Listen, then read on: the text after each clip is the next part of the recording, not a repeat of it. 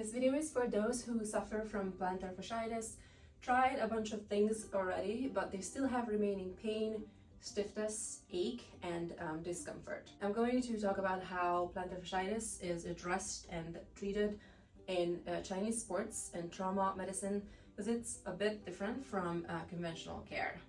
Just briefly about Chinese medicine. Under the umbrella of Chinese medicine, we have a lot of modalities. We have acupuncture, which is the needles. We have herbs. We have tuina, which is bone setting, manual therapy, tissue modulation, and massage. We also have moxibustion, which is a herb we burn on the skin or right above the skin to promote healing. We also have qigong, which is exercise. And we have lastly nutrition, which is also very different from Western nutrition.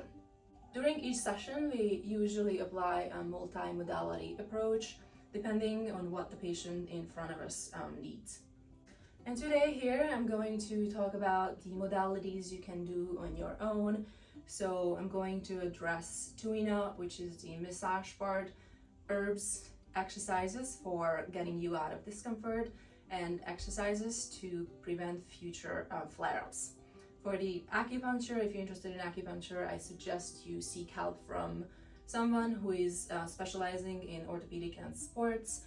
Please do not needle yourself. Self-massage for plantar fasciitis. Massage the affected painful area with an herbal product called Traumaliniment. This is what the bottle looks like. I wouldn't ice the plantar fascia, as plantar fascia is a connective tissue and tendons and ligaments have limited blood supply. So in my experience, if I want a tissue to heal, I want to improve the circulation, I want the tissue to be relaxed, I want the tissue to be pliable, supple. And ice, in my opinion and in my experience, limits the blood flow to the area and therefore delays the healing process. In Chinese medicine, we either manually remove the swelling and manually improve the circulation. We can also use specific acupuncture points to improve circulation, to decrease pain, to promote the healing, or we use these products, these herbal products that have been around for centuries, well known in the martial arts and Chinese medicine community, but we would never use ice. So Traumaliniment is used mostly in the acute stage of the injury, and the herbs in this formula all have pain, swelling, and inflammation relieving properties. So the way to use the Traumaliniment is usually people have pain in this area, but whatever your area the pain is, you just spray on the liniment and then you rub it into the tissue. And initially be gentle, but as the tissue softens, you can go harder and really mobilize the area, push the fluid out, push the swelling out, and with this you will improve circulation, with this you will improve the blood flow and relax the tissue and relieve pain. Because it's an alcohol-based product, it absorbs quick, so I just reapply it a couple of times and massage it for 5-6 minutes. To relieve pain overnight, I love this product. It's called the Wu Yang patch. It's a cooling patch. It comes in a brown can, and it's a big roll. I've used a bunch of it already, but it comes in a roll-up plaster form. So whatever I needed, specifically in this case the plantar fascia, I cut up a small piece and I just put it on the affected area, and you can leave it on for 5, 6, 7 hours. In case you have some itching or some irritation, then obviously take it off, but otherwise you can leave it on overnight. It actually has a very good smell, very good minty, menthol smell. The ingredients of it are the usual suspects of camphor and menthol, just like Salonpas.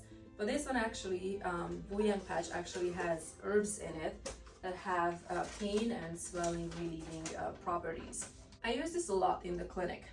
One more to really improve the positive outcome rate for healing. This box, this is a soak, an herbal soak called tendon relaxing soak. It's a bit annoying to make, but it's really helpful for plantar fasciitis. And the way to make it is that there's a bag of herbs in it. You put in a large pot, you add some water to it, you bring it to boil, and luckily you can reuse the same pot for 5-6 days, so you don't have to do this every day. You just reheat it each time you want to use it, and you soak your affected foot in it for 15-20 minutes twice a day. Herbs in it are really good to restore normal circulation to the foot, and also to relieve spasm, relieve stiffness, and relieve tightness. One more thing. The soak is not for the first acute stage, when you first notice that you have pain in your foot. This is later for second and third stage of the injury, so subacute and chronic. It may, if you use it in the first stage, it may aggravate the pain you're having.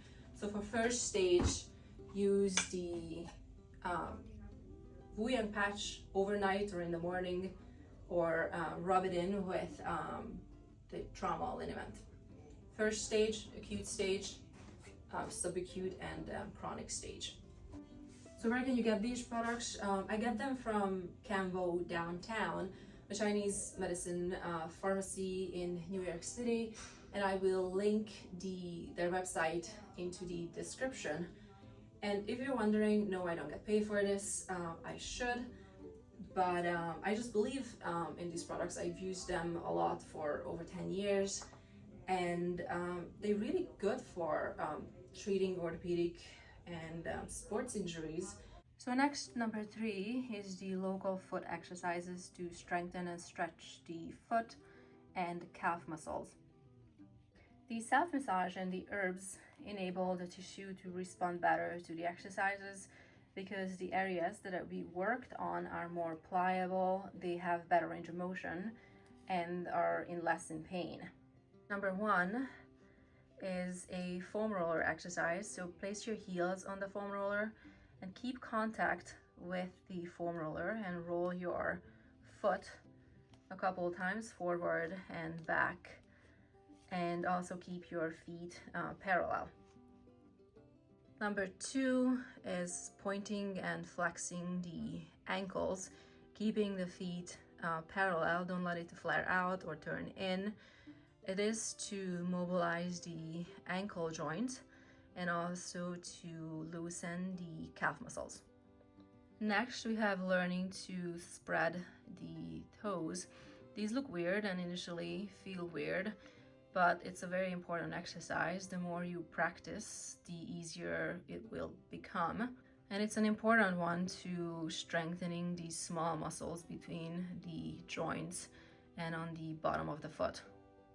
And lastly, learning to curl the toes down, either doing them in the air or grab a chopstick or highlighter or grab a towel in on the floor. This is to strengthen the small muscles in the foot. And then last is learning to curl the toes backwards. So basically a bunch of weird exercises, grabbing, extending, flexing, extending, and opening the toes out to the side. Isolated muscle work is important anytime we have pain or weakness in the body. And lastly, number 4 is overall strengthening of the full body. So overall strength and length. So think Pilates, yoga, weight training with ample mobility work, or if you think in terms of Chinese medicine, Qigong. When someone has pain or discomfort, we need to strengthen the affected area by isolating muscle groups. However, the body moves as a single unit, so we need the full body strength, we need the full body stretching and lengthening in order to properly heal and recover. This is especially important if you play sports or if you're an athlete. I am a proponent of the long way is actually the shortest way, and I always suggest my patients to take their time to learn how the body works, to learn how movement works, and take their time with their rehab and recovery and with their strengthening, and not rush back to their activity that caused the injury. This is the secret to recovery that most people miss. So for closing, please remember that any kind of tendon and ligament issues, connective tissue issues can be slow to heal because tendons and ligaments have limited blood supply. Hopefully following these steps that you learned in this video, so the massage, the isolated and full body strengthening, will allow your body to properly and fully heal. I hope this was useful. I hope you learned something, and I hope you will be pain-free and return to your activity as soon as possible. Thank you.